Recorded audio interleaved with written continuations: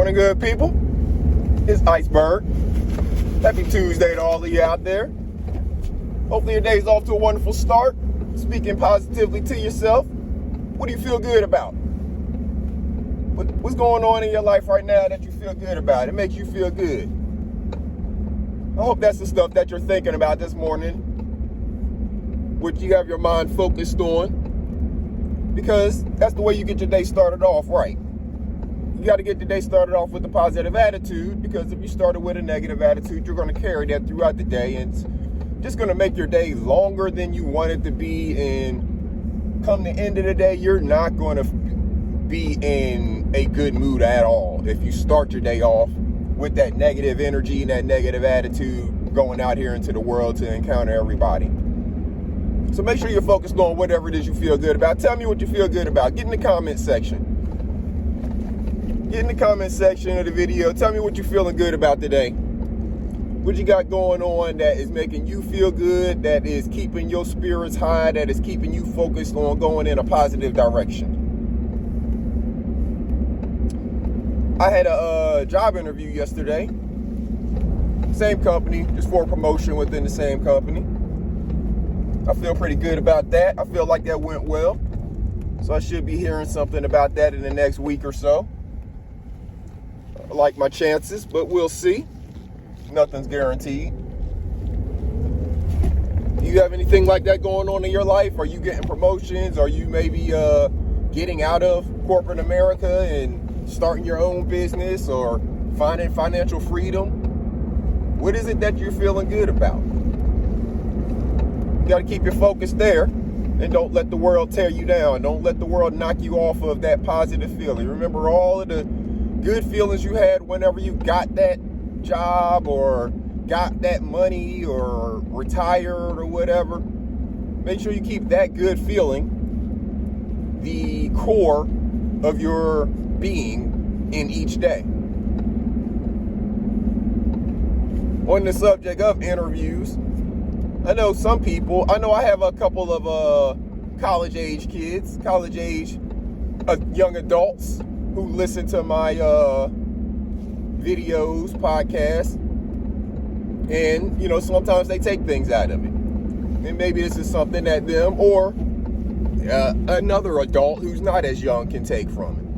We're talking about interviews, right? And I know interviews, for some people, it causes a great deal of anxiety. You've all heard somebody say, I'm not good at doing interviews, or I'm not good at taking tests. All of these things are things that you can actually do something about. You don't have to have the feeling of being not good at doing an interview or taking a test. I've said to you over and over again, we control two things in this world: our actions and our attitude. So a person who says, I'm not good at doing interviews, or I'm not good at taking tests, that may be a fact. It may be true that whenever they go into an interview, they get extremely nervous, have anxiety that goes through the roof to an uncontrollable level, and they go blank. They can't even say whatever it is they need to say. When in an interview, all you're really doing is talking about what you know. They're asking you questions, a lot of them about yourself, and you're just talking about what you know. They've seen your resume, they've seen your credentials on paper, and now you're in there to talk about a little bit more about what you know and how you can be an asset and a benefit to their organization. That's all it is. So if you think about yourself just talking with any person that you've talked with before that is not a family member, like a school counselor or a teacher or a professor, anybody that you've had a one-on-one conversation with, this is a person that, and I'm talking about like for the first time you go meet with a school counselor. You don't really know them, they don't really know you. Y'all may know of each other, y'all may have seen each other, but y'all don't know each other, right? But y'all gonna sit down and have this one-on-one conversation about your career path, your future, with school or career or whatever. It's similar. Don't put more into an interview. Don't make that person that you are having this conversation with bigger than they are. They're just another person. They woke up the same way you did. They got dressed the same way you did.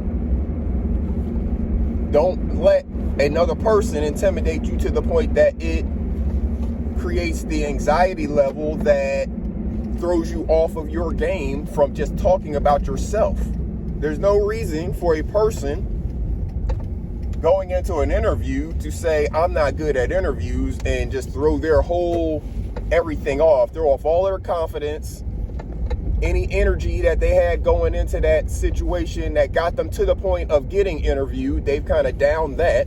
Because if you think about it, for you to get an interview, you had to first submit some form of application or submit your resume. You had to go through a process of being the one or some of the ones that were selected to get to the interview process. So you already are, passing some of the hurdles. You've already qualified yourself. So there's no need for you to go into it with a negative attitude saying that you're not good, or no, go into it knowing that you deserve this, and that the fact that they did call you in for an interview means that they have even more interest in what you have to offer. So go in there and show them what you have to offer with confidence and energy. But it comes back to how you start your day. Did you wake up that morning speaking positively to yourself, thinking positively through what you're about to experience,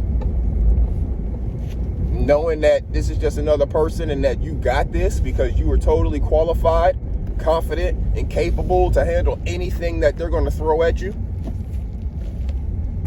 It's all about how you set your attitude up. You have to set your attitude up for that. To believe that about yourself, to know that about yourself, to know that anything they ask you, even if you don't know the answer to the actual question, you have a response that is satisfactory. Because you're not supposed to know everything about whatever it is they're asking you necessarily. If you know everything, that means you probably are overqualified for that position. But, if a person in an organization is asking you questions and they maybe do things a kind of specific way, you're not necessarily going to know that, but you may know enough to get on the right path and for them to know that you can find the answer. Even if you don't know the answer, you can find the answer, or you're capable of being trained to implement the proper answer, let's say, right? So when you're doing your interviews, when you're doing your tests, when you're getting prepared for these things, again, you control your attitude about it. The anxiety that you're feeling and experiencing doesn't have to be there. Anxiety is something that we have a level of control over, but it takes practice. It takes using tools that you are working on with your counselor or your therapist. Those are the things that you need to be able to go into that situation. Whatever it is you need to do in the beginning, again, tools that you've worked on with your counselor or therapist. They know what your situation is. They know that you have anxiety when you go into certain, maybe speaking situations. If you got to do public speaking, all of these different things. There are tools, there are tricks, there are things you can do and that you can use to reduce the level of anxiety that you experience whenever you are going into these situations, these experiences. So don't sit back and feel like you are alone. Don't sit back and feel like you have to continue to feel this way and to continue to experience these things in this way that maybe even incapacitates you. There are some people whose anxiety gets to them so much that they pretty much become incapacitated and they can't do anything. So don't be that person. And if you are that person, let's say this. Don't stay that person. You don't have to remain that person if you are that person today. There are tools out there for you. There are things that you can use. A lot of it starts with working with your counselor, your therapist. So make sure you're taking care of yourselves and each other, good people. Make sure you're taking care of your mental health. This is all coming back to mental health. And you taking care of your mental anxiety. That's a mental experience. That's stuff going on in your head that causes other body reactions. But it starts with your head spinning because of whatever it is that you're encountering. So make sure you're taking care of your mental health. Make sure you're teaching these babies how to take care of their mental health. There's a lot of experiences that they are going to encounter that they maybe don't know how to, and they may go all the way through school encountering these things and never actually getting better at them. Think about whenever you have to stand up in front of a classroom and give a report, do a speech, give a book report, whatever that, you're doing there. Write something on the board. All of these things give different people levels of anxiety that they are not given the tools to control. They're just told, you got to do it. You got to do it. Every time the teacher calls on them, they get, anxiety about the whole deal, but nobody ever gives them the tools to combat that anxiety that they're feeling. You got to start talking with them early, though. They have to understand that they're feeling something that's different, so they know to talk to somebody about it and get the help. They don't understand what they're actually experiencing. They may not want to talk to anybody about it because they're a little embarrassed by the way they're feeling. But it is up to us adults to explain to them that is normal, that is natural. Now let's talk about it and talk about how you can use tools so you don't experience that your entire life. Spread the information, good people. Don't keep it into yourself. We have so many generations that could have been healthier and saved from some of the perils that they experience if the previous generation would have talked to them and explained to them these different things. So make sure you take yourselves and each other, good people. Make sure you take care of these babies, and make sure you are schooling these babies on how to take care of their mental health. Until next time, this is Iceberg. Y'all make sure y'all have a wonderful day. Salute.